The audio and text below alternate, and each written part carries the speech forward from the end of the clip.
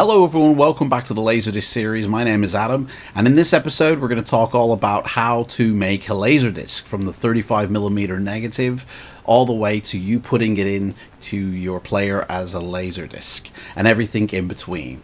It's pretty intricate. It's a three-phase process, and at various stages along the way there's a lot of monitoring that needs to be done to ensure toxins or contaminants aren't put into the process. The first stage being the scanning or pre-mastering of a film from the 35mm negative into a intermediate source, and then the second phase goes to the actual mastering to a gold master LaserDisc, and the third phase, which is the duplication or the pressing of the LaserDiscs that you would then put into your player at home. We're going to go through each phase individually, talk a little bit about each of the process, and I'll show you some footage here of it actually in action.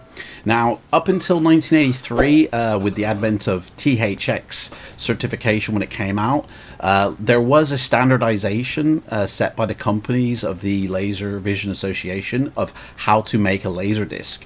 It didn't include the quality of getting like really good LaserDiscs. It was just the here's how to make a LaserDisc effectively with the specifications and the hardware that was needed. The actual quality really came in 1983 when George Lucas did the THX certification, ensuring that there was a minimum level of quality there to ensure that the user was getting a good pressing or a quality product at home. Of course, these pressings went even further into the 90s, got even better when the intermediate stage changed from analog to digital, which we'll talk about in more detail. And the quality just evolved over time until the last disc was pressed in Japan in 2001. Now, there's probably an outlier here, the Criterion Club, the way that they would handle the pre-mastering phase, the scanning of the film. They probably had it a little bit differently than everyone else. They would generally, because they dealt with older films, not as much as current films, but they tended to bring out older films, they would go and source a 35mm negative of the best possible source, and then restore it through a series, which I'll do a restoration video if you want in a separate video, but they would create a new 35mm print that then would be their starting point for the first stage of a LaserDisc manufacture. In fact, we're going to take a disc, a film that everybody's familiar with, so as to chart the process of its production. The one I've chosen is probably the most recognizable film, Star Wars. This is the special edition because it's the only version of Star Wars I own. So this has probably got a bit more of a unique starting point because it came from an original negative in 1977 that had to be remastered, redone in order to save that negative and create a new 35mm almost like negative, which became known as the one before this, really, that was based on to then incorporate the footage needed for this version. So we're going to chart, this is the PAL version, we're going to chart its process that it had to go through every stage of production until it came to this LaserDisc. Now, the process that I talk about isn't going to be the exact process that that particular disc went through. It's going to be just a general average of what a LaserDisc goes through, as the process did evolve over the years, and into the 90s, I think it was a little bit different with the digital workstation, which actually this pressing would include, because this came out in 1997, so this would have been done on a digital workstation. But we'll talk about the analog ones as well. So what are these three phases? Well, the first phase, like I said, is the scanning or pre-mastering of the source material. So This was generally done in the movie studio's in-house production. So Lucasfilm would have had a film scanning production house that could take the 35mm negative, or the film rather, and then frame by frame scan it through a workstation that would be scanning it in 1997, always done in 2K. So they would scan at 2K the 35mm frame by frame. It would go through this workstation, and the audio would be matched, the color timing, the chapter stops would be encoded into a data file, all the frame counts, any other optional things, like in Japan it'd be subtitles that would be put on. It would be put through, and then it would hit a intermediate interface. Before the late 80s, it would have been a analog master tape, DV master tape, which would have been transcoded down to the resolution that it would end up on the disc. So in this case, it would be 480. So it would have been telesync from the 2K scan down to 480 within this single pass of the machine that would be doing it. And whatever would appear on this tape would have been what you get on the LaserDisc. So generally what they did is, because obviously a LaserDisc is two sides, and CLV and CAV discs were handled a little bit differently. So this is a CLV disc, and it's got two sides. So each side would have had its own master tape. So you would have ended up with two master tapes, one for each side for this particular film. Now, this film would have actually had a digital intermediate as opposed to the analog intermediate. Still would have been DV tape, but it would have been digitally encoded on that tape rather than basically a massive VHS tape. It still would have been the DV master tape, but it would have been, as I say, digitally encoded onto that tape. Now that tape would have been taken to a pressing plant, but there's many pressing plants all around the world. There's a few in America, there were a few in Europe, there was some in Japan. All of them had varying different levels of quality output as well.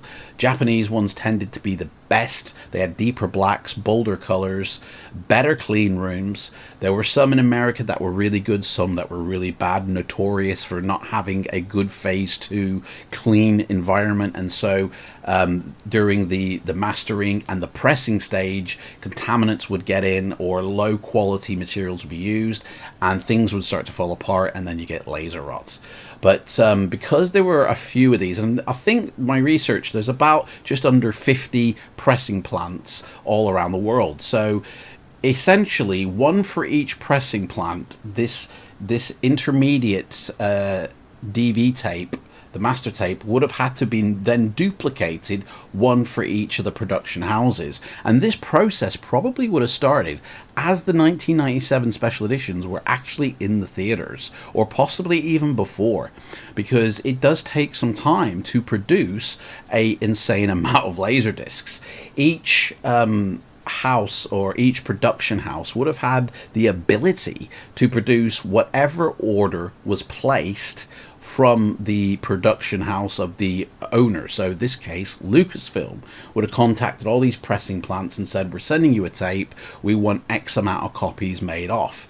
And obviously, you know, it would have been done for this box set here. Obviously all three films would have been done, but we're only talking about Star Wars. It would have been for this PAL version. Now, the way to identify which pressing plant this came from would be to look at the mint marks that are actually etched into the disc itself. That would have told me, that would tell anybody which factory that this disc came from. And generally, the factory handled the artwork, the bagging, the sealing, and also the creation of any other artwork, as well as the pressing of the multiple copies of discs. So this DV master tape would have ended up in their hands, and then it would have been up to them to then place it onto LaserDisc and multiply them for retail sale. So The second phase, now moving into taking that DV tape, it is then put into, and generally they check it over first to make sure everything's correct. And in this case, they would have had 2 tapes. They then put it through this next machine here, which basically takes the signal and modulates it down to the frequency carrier 7 megahertz for the picture and audio, and they take a glass disc which has a special coating on it, and it is basically in real time. The film is played and a laser reads, the film plays, it comes through a series of lasers and prisms and is pulse modulated into basically like Morse code, and then onto the glass disc is etched the signal, the pits and the lands it was sort of made, and then it's done from like the inside out, and it's done in real time. So they do tape 1, and then they get another disc, glass disc, they place it in, and then they do the second tape, so side B, and obviously any extra materials are already inherent on this disc. Everything that will end up on the LaserDisc is on this tape, and so the manufacturers now, the pressing plant, would have 2 glass discs with tiny little pits scored into it. These pits, for each side, they're very tiny, and they're in a track, kind of like a vinyl, where it's a circular track starting from the inside going out. At the speed that would be needed for the playback, in this case CLV, there'd be 25 billion pits per side. So 50 billion pits would be basically sitting on this LaserDisc, ready for manufacture. Now, this glass disc is probably what's known as a gold master. It wouldn't play in a LaserDisc player. It is literally just a glass disc with encoded sort of pits on it. They take this glass disc, they then coat it with this special nickel plating and dip it through some chemicals, and over time it builds up this heavy layer, which basically fills in the lands or the pits and rises the lands even further and creates now a master disc, or what's called a parent disc.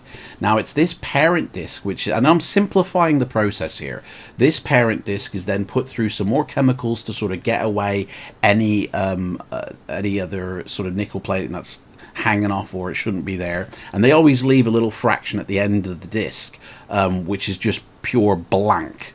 So the laser, when it reads, it goes, right, nothing here, go to side B. And again, 1 per side, so it's 2 discs they're doing this to. Dip it through the chemicals. Now they need to make what's known as the first stamper.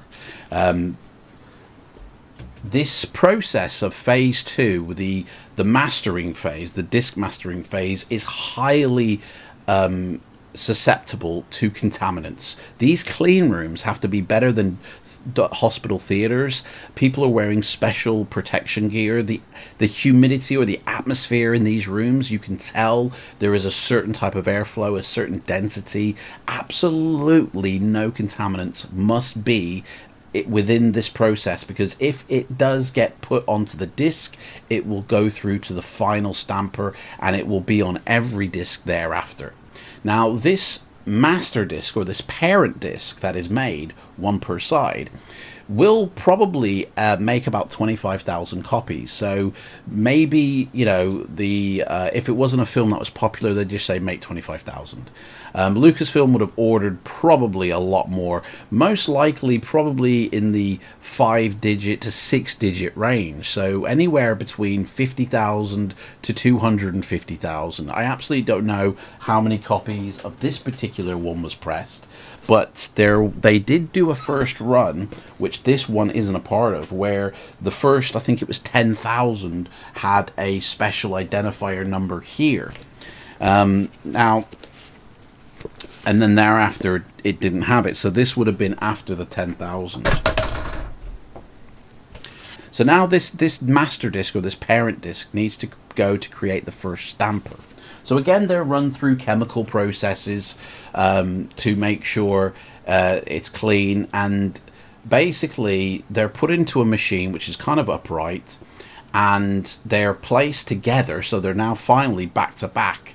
And then this machine basically comes together and bolts them together side by side, and creating now another process which will bring in a perspex disc, which is completely blank and coated in a special sort of almost like magnetic metal, and basically they're slammed together, and the information, which is built up quite heavily on the nickel plated one, is stamped onto the new perspex one, which basically is what is this going to be.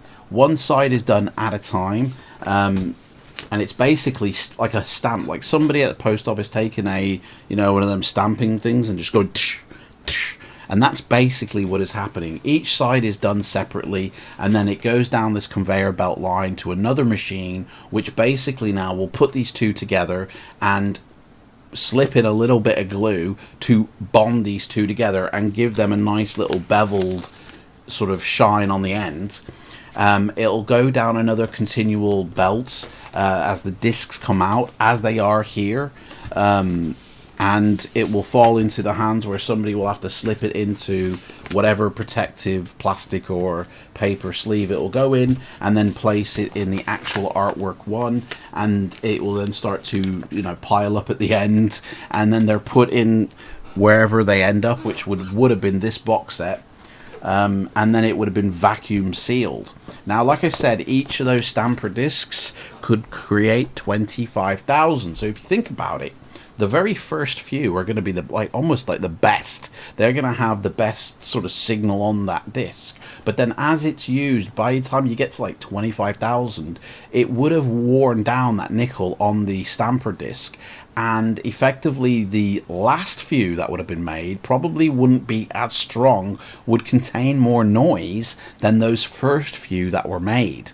So, like I said, stage 2, the mastering is very important, but the pressing, not so important. This is an automated process that doesn't actually need to be that carefully looked into. I have simplified this process, by the way. It is a lot more complicated than I've described it, but during now phase 3, the pressing, these stampers can create, like I said, up to 25,000 discs a piece. So let's say this plant created 200,000, they would actually need to create a few stampers first.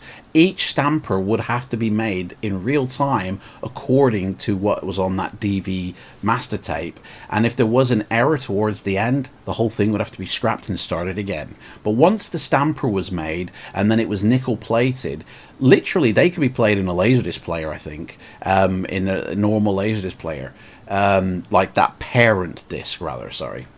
But once these master discs have been used, they generally just got binned because they were no good now. And then, of course, out comes like 200,000 copies of Star Wars on LaserDisc.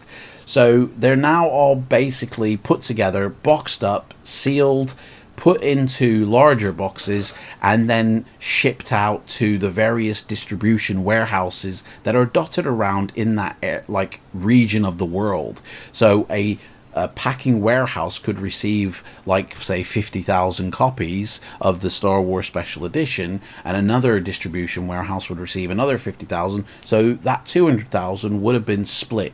Now, the cost to make a LaserDisc, by the time this one was made in the 90s, the cost was actually cheaper than VHS to make, because there's no moving parts, there's no mechanical things. It's basically a Xerox machine copy. Once you get past that phase 2, you're basically Xeroxing them. And so the cost really is just the materials. And obviously, when you're making the volume that you're making, the cost of materials goes right down.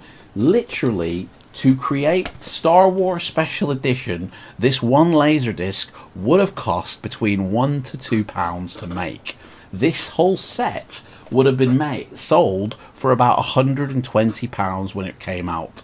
So the factory that pressed these discs, obviously, Lucasfilm is paying for the pressing of the discs, and they're going to get charged at a certain value, and then the factory itself will receive that payment and use that for the basis of its distribution. Obviously it'll have a little bit of profit as well, but these finalized discs here, this whole set would have been sold to the retailer at almost a quarter of the original price that we pay. So 120, they would have sold each copy off at about 40 quid.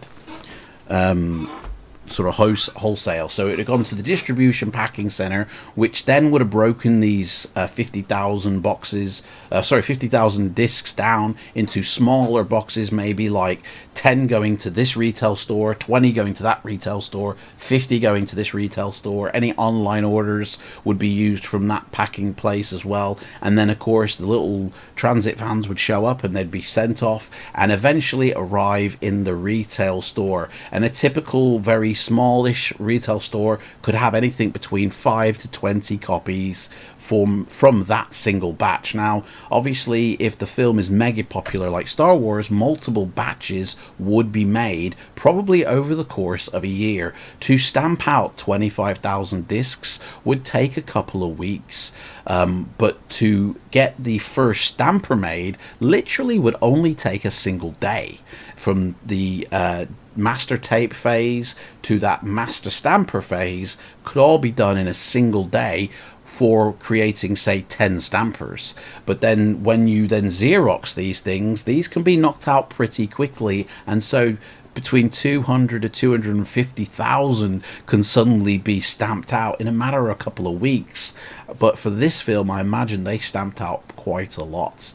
It's not exactly the most common disc you'll find. I think Speed takes that one. But obviously, the order placed, the studio is looking to make a return on their investment. They want their money back from what they paid in. They obviously get that from the pressing plant initially, but then also get sales from the retail as well. So they make their money back to what they invest in the pressing plant to manufacture the discs, and it's quite a hefty, return on investment, I guess, for the studio. And of course, we then go to the shop, we flick through, and we go, hey, I like this one, and pop it in. And that's basically how LaserDiscs are produced, the basic version. Now, why they're so appealing for me personally is, it's come from the negative, or the 35mm print, which is scanned back in the 90s at 2K.